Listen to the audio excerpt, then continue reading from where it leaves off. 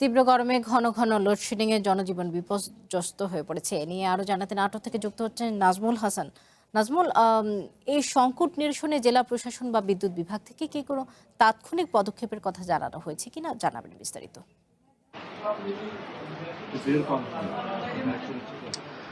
ধন্যবাদ সওদা। নাটোরের জেলা জুড়েই কিন্তু টানা কয়েকদিনের তাপাদাহ এবং প্রচণ্ড যে গরম, সেই গরমের মধ্যেও ব্যাপক লোডশেডিংয়ের কারণে অতিষ্ঠ হয়েছিল মানুষের জনজীবন। তবে এই যে লোডশেডিং নিরসনে স্থানীয় সংসদ সদস্যরা অর্থাৎ জাতীয় সংসদের হুইপ নাটোর ২ নাটোর সদর নলডাঙ্গা আসনের সংসদ সদস্য এম রুহুল কুদ্দুস তালুকদার দুলু, নাটোর ৩ আসনের সংসদ সদস্য এবং নাটোর ৪ আসনের সংসদ সদস্য যৌথভাবে তারা ২০ মেগাওয়াট এবং ১০ মেগাওয়াট বিদ্যুতের যে চাহিদা, বাড়তি চাহিদা চেয়ে তারা বিদ্যুৎ মন্ত্রীর কাছে কিন্তু একটি ডিও লেটার দিয়েছিলেন।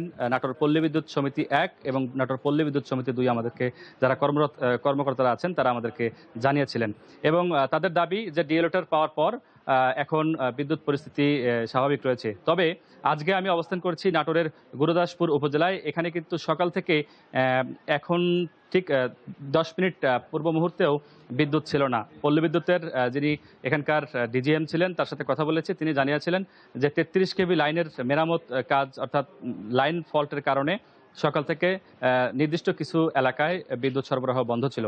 তবে গ্রাহকদের দাবি এখনও পর্যাপ্ত লোডশেডিং দেওয়া হচ্ছে, তারা পর্যাপ্ত বিদ্যুৎ পাচ্ছেন না এবং দিনে রাতে মিলে ব্যাপক লোডশেডিংয়ের কারণে ছেলেমেয়ের পড়াশোনা সহ তাদের যে স্বাভাবিক জীবনযাপন, সেই জীবনযাপন স্থবির হয়ে পড়েছে।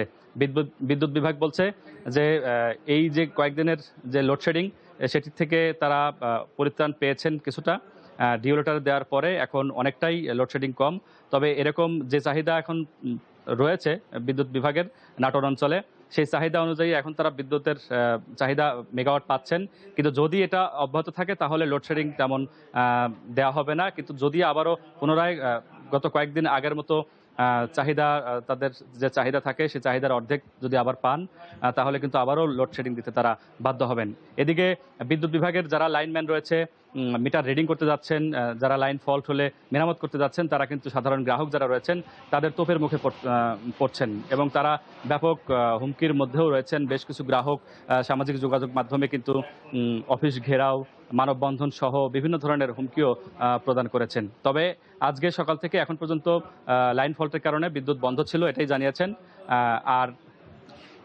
জানিয়েছেন। তবে যে পরিমাণ বিদ্যুতের প্রয়োজন সেটা এখন পাচ্ছেন। এ কারণে টানা কয়েকদিন যদি পেয়ে থাকেন সেরকম বিদ্যুৎ, তাহলে লোডশেডিং যাবে না বলে আমাদেরকে জানিয়েছেন বিদ্যুৎ বিভাগ।